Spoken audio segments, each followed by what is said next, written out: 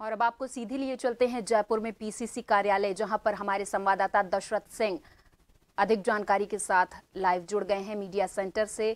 दशरथ, आपसे समझना चाहेंगे कि कांग्रेस की तरफ से किस तरीके से नजर रखी जा रही है।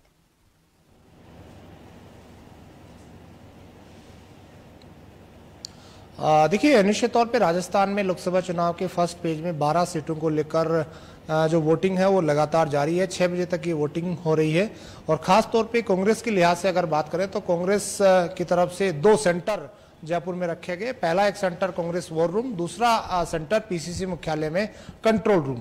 ये कंट्रोल रूम है जहां पर प्रभारी और तमाम जो पीसीसी के पदाधिकारी हैं, वर्कर हैं, उनको अलग अलग विधानसभावार जो जिम्मेदारी दी गई थी लोकसभा के हिसाब से, वो अपनी जिम्मेदारी का निर्वहन कर रहे हैं।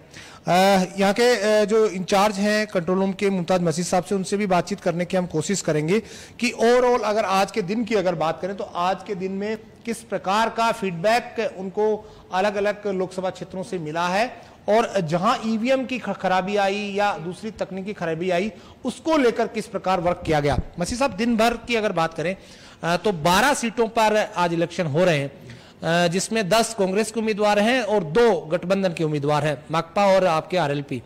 क्या फीडबैक है अलग अलग की जो सीटें राजस्थान की? देखिए, कुछ जगह से तो हमारे यहाँ ऐसी शिकायतें आई हैं कि ईवीएम की शुरू के अंदर मशीनें कुछ खराब हुई है, लेकिन तुरंत ही उनको ठीक कर दिया गया और लगाई, दूसरी बदल दी गई। इसी प्रकार से कुछ ऐसी शिकायतें आई जो लीगल से संबंधित थी, तो हमने, हमारे वॉर रूम के अंदर लीगल टीम बैठी है, तो हमने उनको वहाँ पर फॉरवर्ड करी और उनको बता दिया गया और उन्होंने चुनाव कमीशन को उसके बारे में शिकायत करी है। तो इस प्रकार से दिन भर में हमारे पास अलग अलग जगह से अलग अलग कुछ शिकायतें आती रहीं और हमने उनको वहाँ पर भेजने का काम भी किया और हमने उनको निस्तारण करने का काम भी, कुछ जगह पर हमने वहाँ के अधिकारियों से भी चर्चा की कि और उसको वहाँ पर ठीक करने का काम किया है। निश्चित तौर पे जो ईवीएम को लेकर शिकायतें आई थी उसको भी ठीक करने का काम किया गया और दुरुस्त करने की बात कही गई। पंकज जी, आपको क्या लगता है, अगर 12 सीटों की अगर बात करें, जो फीडबैक आ रहा है कांग्रेस के पास, किस तरह का फीडबैक मिल रहा है आपको? कांग्रेस पार्टी मजबूत स्थिति में है और आज की जो पोलिंग हुई है उसकी स्थिति देखते हुए मुझे लग रहा है कि हम लोग बहुत लीड ले रहे हैं और बीजेपी काफ़ी पीछे छूटती जा रही है। जनता में एक जागरूकता आई है, जनता के सामने आज भारतीय जनता पार्टी का वास्तविक चेहरा जो है वो सामने उठ कर के आया है। उससे आज उदासीनता का माहौल भी भारतीय जनता पार्टी के कार्यकर्ताओं में देखा गया है।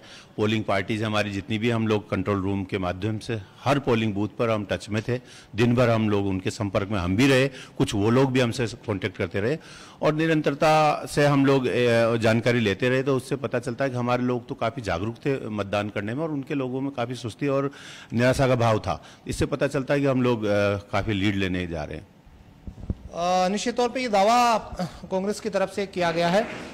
आपको क्या लगता है, जैसे एक खबर चूरू से भी निकल के आएगी, वहां पे बीजेपी की जो विधायक है उनकी का एक वीडियो वायरल भी हो रहा है कि अधिकारियों को वहां पर जो काम कर रहे थे उनको कहा गया कि आपका ट्रांसफर करा दिया जाएगा। इस तरह की भी चीजें आई हैं या अलग अलग राजस्थान में किस तरह की चीजें देखने को मिली?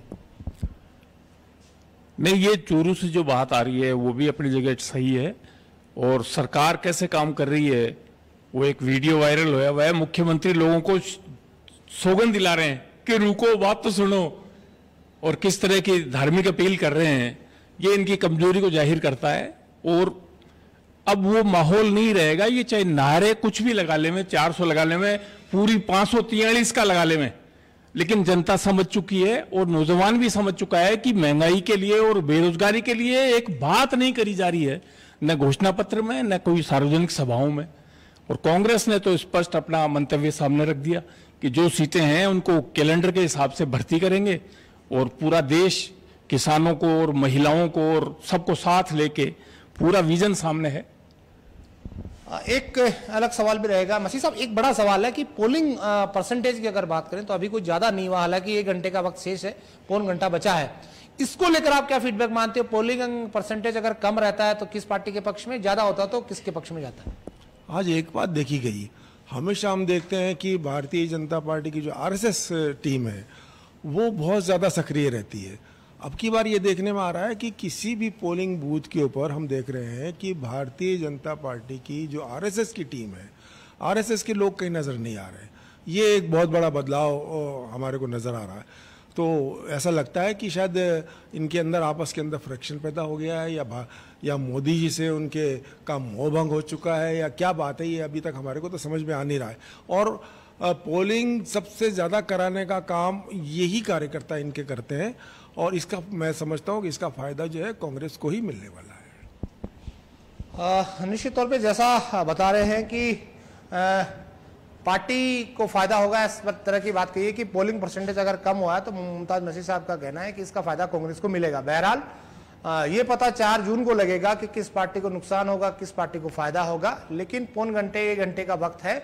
अभी तक छिटपुट घटनाओं को छोड़कर पूरे प्रदेश से जो खबरें आ रही हैं, शांतिपूर्ण तरीके से मतदान चल रहा है और कांग्रेस को उम्मीद है कि पहले फेज की जो 12 सीटें हैं उसमें कांग्रेस बढ़त हासिल करेगी। प्रियंका,